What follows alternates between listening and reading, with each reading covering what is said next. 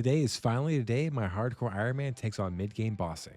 The Perilous Moons offer the best mid-game gear for melee, range, and magic styles, while the Royal Titans give amazing upgrades to range and magic offensive prayers, as well as an insanely good staff.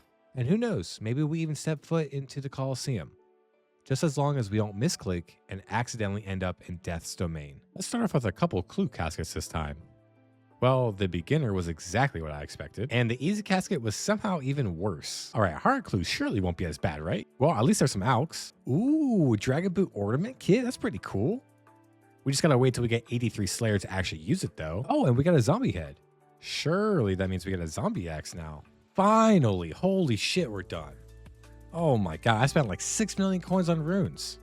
I decided to just melee for a little bit, but man, zombie axe at 2,221 kill count. That's almost 3 times the drop rate. Now let's go to an anvil so we can actually repair it. I would like to repair my zombie axe, please. Boom, look at us. Blue Moon ain't gonna know what hit her. Damn, this zombie axe is crushing. Yeah, see what I did there, chat? 5 kill count and we get a combat achievement. Do we get a gift as Tom leaves the stream? Oh my god, let's go! We got tacits! Hell yeah! Easy peasy, another combat achievement completed. Oh, we actually got another one too for killing 30 moons without leaving. So now we can actually leave for a little bit. I'm finally getting around to doing some Hunter Rumors. And the first thing I want to recommend to you guys is to download the Hunter Rumors plugin. It'll tell you what your current task is, what items you need to bring, and even where you can complete it at. So it's kind of nifty. The next thing I want to tell y'all is to make fur and meat pouches. With 31 Hunter, you can trap Larupias in the felled up Hunter area, and with 35 crafting, you can take 4 of the fur to create a small fur pouch, which holds 14 furs. With 41 Hunter, you can trap Grox in the Karamja Hunter area, and with 50 crafting, you can take 3 of the fur to create a medium fur pouch, which holds 21 fur. Lastly, with 55 Hunter, you can trap saber-toothed Kyats in the Polar Hunter area, and with 65 crafting, you can take 3 of the fur to create a large fur pouch, which holds 28 fur. I do also recommend to get 2 extra saber-toothed Kyat fur and come to the fancy dress shop in East Varrock. You can talk to a Sith and purchase a Hunter top and bottom for 200 coins each. Wearing these will give you a 40% reduction from monsters while hunting. With 57 Hunter, you can trap Pyrofoxes in the Avium Savannah, and with 35 crafting, you can take 4 of the fur to create a small meat pouch, which holds 14 pieces of meat. With 72 Hunter, you can trap Sunlight Antelopes, also found in the Avium Savannah, and with 65 crafting, you can take 3 of the fur to create a large meat pouch, which holds 28 pieces of meat. Once you get 10 rumors completed, you can come to the top of the tree in the Hunter's Guild and talk to the sword leader, and he'll give you a blueprint. If you right-click craft with a willow log in your inventory, you'll make a whistle, and just bring him some meat and then you can charge it. Each charge will then teleport you directly to the front of the Hunter's Guild. I'm not gonna lie, I was so overdoing these freaking rumors because I kept getting these damn tracking tasks, but this gamer, Toxic Whore, actually gave me some of the best advice. You can enchant opal rings into rings of pursuit, and when you begin your search, it'll reveal the entire track instantly. Huge time save. Shout out to you, Toxic Whore. Well, we finally got our 10th Quetzal feed, so now with 3 limestone bricks and 4 soft clay, we can make the landing site outside of the Perilous Moons. I hope everyone is having a great time so far. I know you guys are only here to see a hardcore die, but it ain't happening today, chat. We finally got Blood Moon down pretty good, so now everything is smooth sailing. Ooh, is it too soon for sailing jokes? Oh shit, we got the speed trialist. Nice. See, I told you we were cruising. Let's go. Second chest of the day is Eclipse Helm. All right, let's go. We got another item. 10 more to go. 25 KC completed, another combat achievement. Oh, and we got a U-Seed. I'm going to start working on the Varrock Hard Diary, so I'm going to plant the U-Seed and then work on the other tasks while this grows. There's 66 Hunter, so now we can use a Hunter Potion to boost up to 69 and get 2 Dashing Kebbit Furs so that we can purchase a Spider Cape for the Diary task. And using up some of our unsold heads from Slayer, we can get to 52 Prayer. Now we can pray Smite at the Varrock Castle Altar. Any of the hierarchy completed, which we had to do because the diary requires us to talk to Orlando Smith with 153 kudos. I didn't feel like grinding out fossils, so all the quests we've done, plus the History Museum quiz and cleaning finds, got us to 155. And for those who don't know, if you have 151 kudos, you can talk to the information clerk and she'll give you 26,000 XP spread over mining, crafting, smithing Slayer, Prayer, and Hunter. Last Skull Scepter piece completed, and a neat trick to doing this is killing the Anku in the northeast room, since there are only Anku here and you don't have to worry about being PJ'd by a ghost like you would in the center room. Barak Hard Diary completed. Let's go talk to Toby. Yeah, give me that 15,000 Herblore XP lamp. But more importantly, we get to purchase 60 battle salves a day for 420,000 coins. Now, because moons literally shit out water orbs, we have a great way of making 138,000 coins per day, crafting the water battle salves, and then alching them. 44 max hit, you're out of here. Oh, and we got a combat task. Fortified? Oh, okay. Defeat a moon without using any supplies. I wasn't even trying to go for that one. Zombie axe is just too OP. 50 kill count? Nothing. Oh yeah, I'm gonna milk this one, I said, right? So let's walk. We'll zoom in a little bit. Bang our head against the wall because we haven't got an item in a while. And open. Oh my god, it actually worked! Let's go! Blue Moon Spear! Alright, spin, jig, item. Oh my god, we got a double chest! Holy shit! Holy shit! We got a double chest. We just finished Blue Moon set. And we got the Eclipse of Lateral. Holy shit. Can someone explain to me why I was just taking so much damn damage? Yep. All right, chat, you're right. The Torag's body was broken. That, yeah, that definitely almost costed the account, but yeah, I don't think it's as necessary anymore. Oh, baby. We just completed Eclipse. I don't want to just camp Blood Moon, though. Fuck. Oh, my Jesus. Chat, what is going on today? There's no way. That's not back-to-back, but it's 2 chests apart. Oh, my God. We're done. Oh, my God. We're done. That is the Moons of Peril completed at 291 kill count. Let's go to the bank and check out our loot. Moon's screen log took me about 41 hours, and I'll just take a few seconds to break that down for you guys. It took 133 KC to get our first set complete, doing all 3 moons. This averaged about 5 chests an hour, taking 27 hours. Then it took another 48 KC to finish our second set, doing just Eclipse and Blood, averaging about 8 chests an hour for 6 hours. Finally, it took us 110 kill count to finish our last item, solely killing Blood Moon the entire time for 7.5 hours. The biggest thing we got here besides the armor for sure is the bone shards and the bones. Banked XP calculator says we'll be able to get from 52 to 69 if we used them all up, and that's pretty wild since that's all passive prayer XP we gained while we were grinding out the armor. We also have been making some battle stabs each day, but we have 1,260 water orbs left, and that'll get us about another 3 million coins in profit. And then we also have a bunch of Harlanders and Irrits for Herblore training. 9 hours and 4,000 bone bolts later, we are 75 ranged, meaning we can actually equip our new Eclipse armor.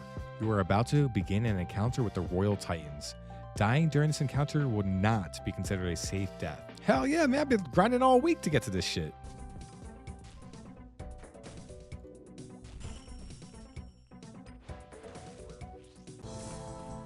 First KC completed, and it was a perfect Royal Titans on that too. Ah, that was fucking nasty, bro. All right, loot ice first, you said? Yeah, go ahead and start looting ice. I got Renar seeds and water. Okay, orbs. That's Okay, really so good. I didn't use a single piece of food. Good. It'll be a thing of like you won't use that much. You really shouldn't. You started with the same group that you ended with or some shit. Nah. Ah, let's go, you got chat! it. We got the amulet! That's what we wanted! So in order to charge the amulet, we need to get big bones and law runes. And one of the fastest way to get big bones is to head to the Lumbridge Swamp and kill the giant frogs. And now we just use them on the amulet to charge it, and we can teleport to the Moss Giant boss Byrophyta, the Hill Giant boss Obor, and the Royal Titans.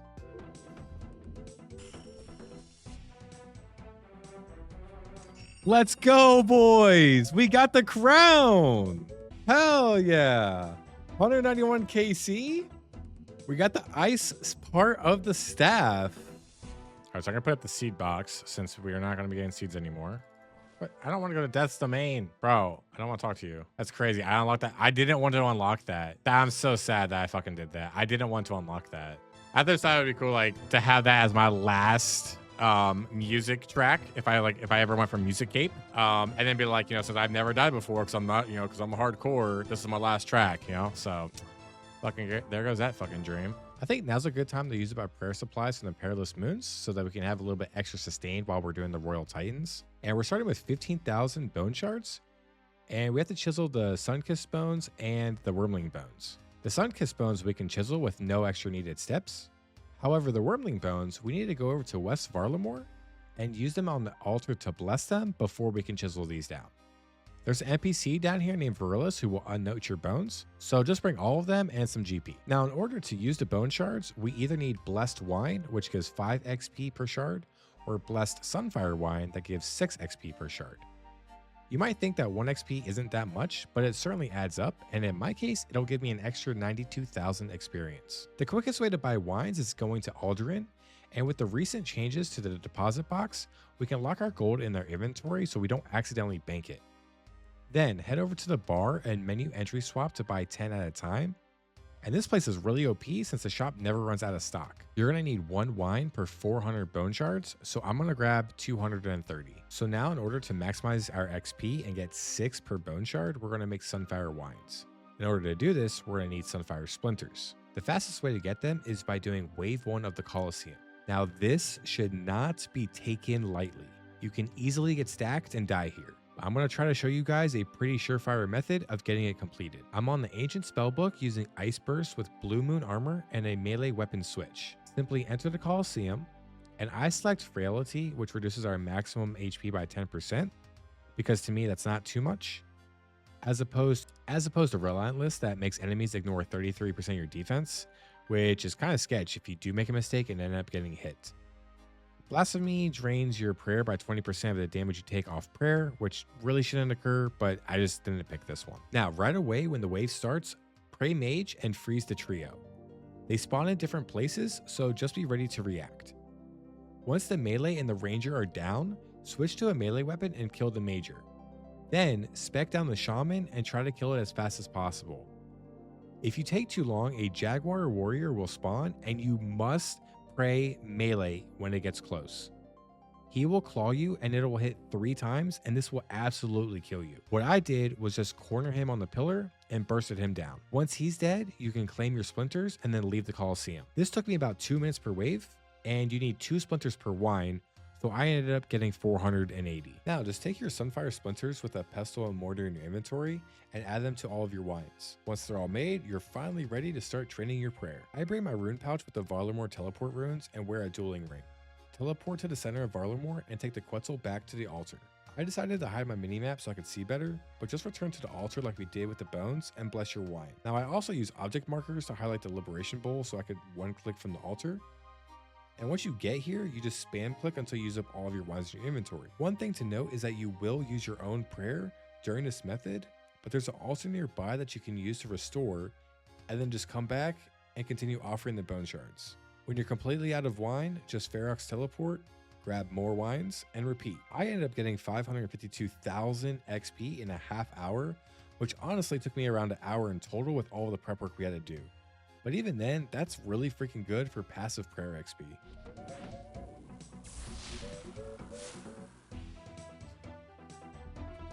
Oh my god! We got the fucking Twins Flame! Let's go! Let's go! Oh my god, chat! 37 searches! Let's go! Oh my god, chat. Let's fucking go.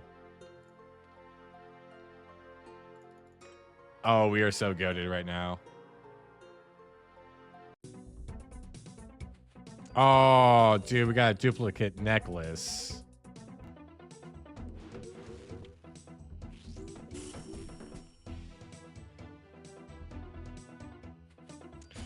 Bro, we just got back-to-back necklaces. There's no fucking way. And then do it a 3rd time on a UIM, and then I have the Untrim Slayer on all 3 account types. It's kind of stupid, but, you know, that's just like what I want to do. Yep, I had a teleport there. I don't know how I clicked him when I literally had the Atlatl in my hand. I click all my stuff. I click on the Atlatl. I click him. No movement. My character's staying still the entire time. I want to do. As soon as I click the Avas, boom, it's moving me. I didn't click. There's no yellow X. right? I didn't move over here. I then red click him to attack. Notice that I fucking get hit, drug out Y, instant telly. And I would have gotten hit there too, because I was on that tile instead of this tile. So I would have gotten hit if I don't telly. Is it because you swapped items so it stopped fighting and dragged you instead of something? I don't know, because I don't even have auto retaliate on. So it shouldn't have pulled me no matter what. Lippy says, I think it's an old bug. Happens with ranged weapon if you attack NPC and equip something before your character attacks. What? Really? Oh my God, it exists. Chat, it exists. 485 KC, 292 on just the Fire Queen. You study the scroll and learn a new prayer, Mystic Vigor. It increases your magical attack and defense by 18% and your magic strength by 3% and your defense by 5%. We're done. Oh my God, we're done, guys. You study the scroll and learn a new prayer, Deadeye. Let's fucking go. Increases your ranged attack by 18%, your damage by 18%, and your defense by 5%. After 491 kill count, we ended up getting the full Twin Flame Staff, 3 duplicate Fire Crowns, 11 Giant Soul Necklaces, and 173 of the Desecrated Pages. We did a total of 197 Ice King searches and 292 Fire Queen searches. And as a hardcore Iron Man, we finished the Royal Titans at rank 79. And we could do, okay, I think combat 99.9. I know, right? Like, why can't I get 100? I need 1 attack or 1 prayer. Actually, you know what? Let's go get the prayer level. We'll get 70 prayer, which will get us 100 combat. That's what we're going to go do. There we go. Big hit, 25, 20. Max hit. Max hit of a 36 and double max hit. Oh my God. Yo. There it is, chat. 70 prayer, 100 combat on the hardcore Iron Man. And that is quest complete, giving us 33,000 defense, 5,000 magic, an antique lamp, night waves, training, ground access. That's what we're going to use to unlock piety. Wait for his HP to go away. Attack, step under. Chillin'. Even though this is a safe death for hardcore Iron Man, it's still best just to flinch all of the knights, since if you do die, you have to restart back at wave 1. The first 3 knights, Bedivere, Perilous, and Tristram, are weak to slash. The next 2, Palamedes and Lucian, are weak to crush. Gawain is weak to slash. Kay is weak to crush. And finally, Lancelot is weak to slash. Well, now that we have piety unlocked, we can hide incredible reflexes and ultimate strength. Though we're going to keep Steel Skin since we can actually use them along with Mystic Vigor and Deadeye. Here are the ending stats for this video, and as always, happy scaping, and I'll see you later.